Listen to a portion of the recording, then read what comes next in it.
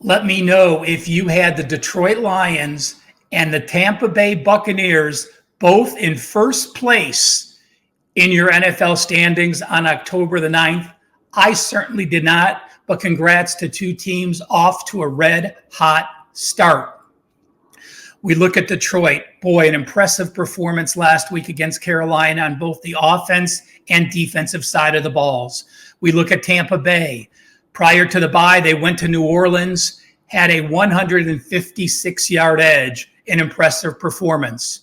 Year to date, Detroit is actually number 5 in the NFL, plus 91.6 yards per game, and that is against the number 11 schedule. That's an impressive number, playing the 11th toughest schedule and being 5th in yards per game diff. Tampa Bay's played the number 24th schedule, a much weaker schedule, and they are number 18, actually getting outgained by 17 yards per game. Now, Detroit is a 3 or 3.5 point favorite.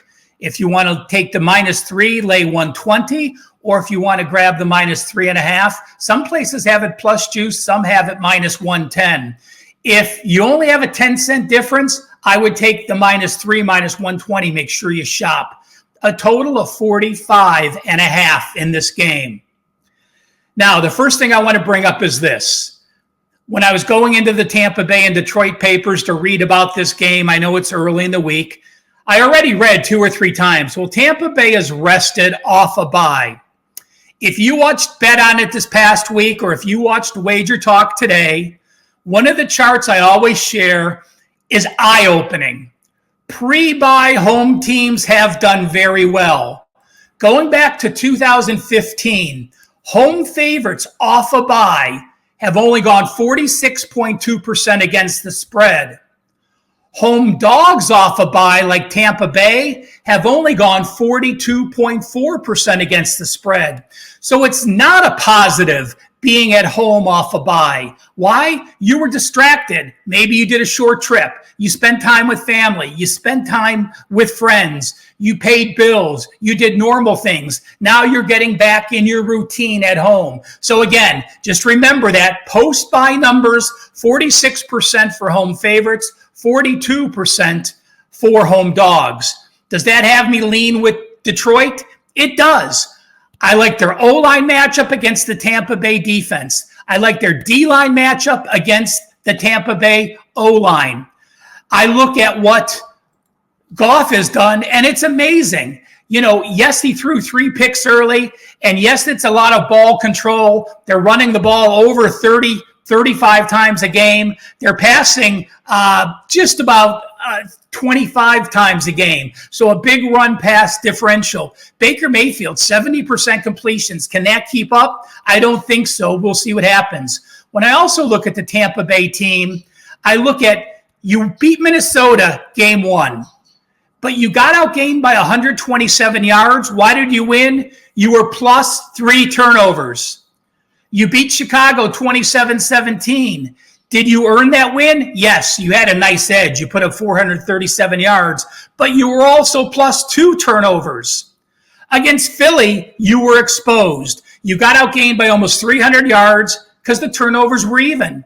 And against New Orleans, again, you had a good game, but remember, Derek Carr was injured. That was the first start for Jameis Winston, and you were plus 2 turnovers.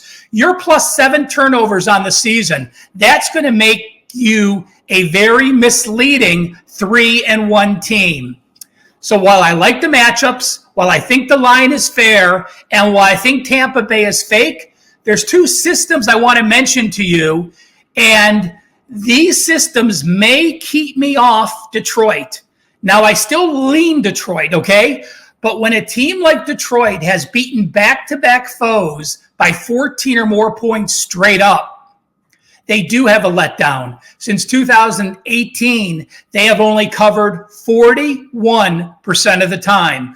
So you might think a team, wow, back-to-back blowout wins, a lot of momentum, a lot of positivity. In the NFL, that means teams pay attention to you and there's a little more focus. And also, from game 4 on, when both teams have a win percentage higher than 70, one team is off a win as a dog and now they're at home, like Tampa Bay is, those teams have covered 70%, and that goes all the way back to 1996. So I like the Detroit matchup. They've only been an away favorite twice in 3 seasons. Last year, they lost outright to Carolina. This week, they lost to Green Bay. So I like Detroit. I lean the Lions in this game minus the points, but being a rare away favorite, being in the system off back-to-back big 14-point wins, and being in the situation of both teams with a win percentage over 70 and the home team being off a win as a dog, those situations make this a lean on the Lions instead of a best bet here for the show. I appreciate you taking the time to break down this NFL game with me. RM10 gets you $10 off Saturday or Sunday's NFL or college football package. A ton of great videos from all the Wager Talk handicappers. Make sure you check them out, and I'll be back with you next week.